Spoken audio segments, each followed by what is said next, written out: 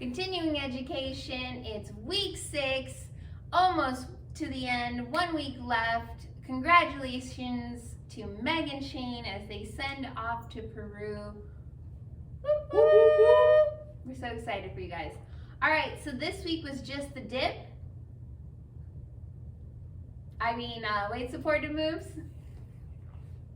So we had a couple fun whip actions to enter. We used a right side underarm whip as well as an open whip. So we're gonna teach you the open whip. We should call them whip and dips then. Whip and dips. There we go. All right. They're not full dips, they're mini dips. Dipettes? Whip and dipettes. No, that doesn't really go. No, whip and dip is way better. All right. Open whip starts like a basic. You start in the prep, walking back, cross on 2. You want your follower to pivot and turn. But instead of bringing your hand to closed position and catching your back, leaders, you're offering a hand right here. Count 2, I should see it. As I go back for 3 and 4, ta-da! The leaders are stepping down the slot on their left leg. Followers, we're in connection here and away and stretch. You can see my hip is past my heel. My right foot's in front for count 4. As we come forward, that's in for 5 and 6. We're cuddled in together. You can see our hips are touching and our shoulders are connected as well. Then Mark takes a lunge and I dip, he dips, we dip, and roll her out. We'll do it from this direction. Same thing. Going 1, 2, 3, and 4. Go 5, go 6, go 7, 8. Slow it down, milk it out. Find your anchor step. 1, 2, 3, and 4. Right? So it's a roll in, roll out action. You can take as much time as you want. There's no rush. We kind of just stop counting. It's more about having fun in that moment. Followers, we talked about keeping our core connected as we're going towards our partner, and then they're lunging, making sure that we're not just splaying out and like making them hold us up. We also talked about the followers can use the leg and keep it touching and just bend the knee, dip.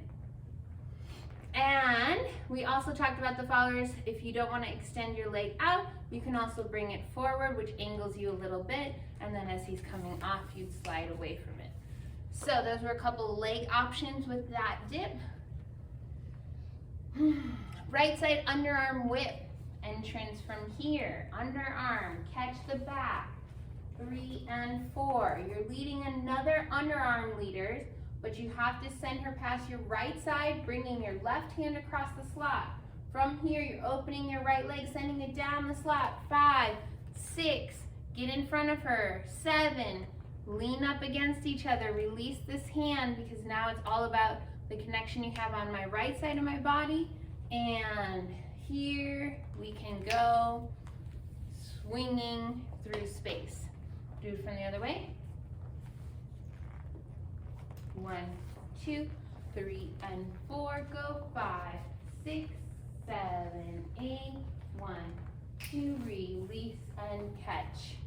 Leaders, if you want her to do the rotation, you have to send your own body from this linear place and turn and send your left shoulder, as well as your hand that's on her ribs or waist. You have to let go of it. You have to release your hand from her body, otherwise she won't free spin away from you. Any other tips that we talked about?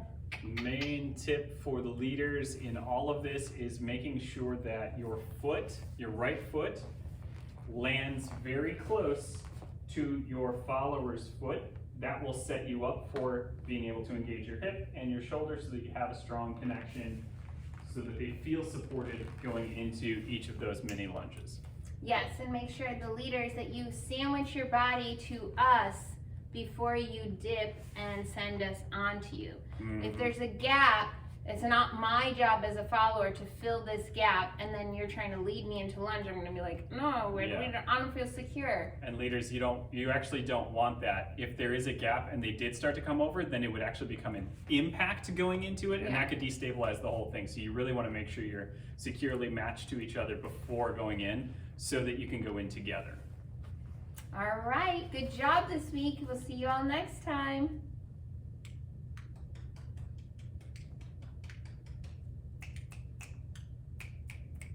It was so reliable for a while there.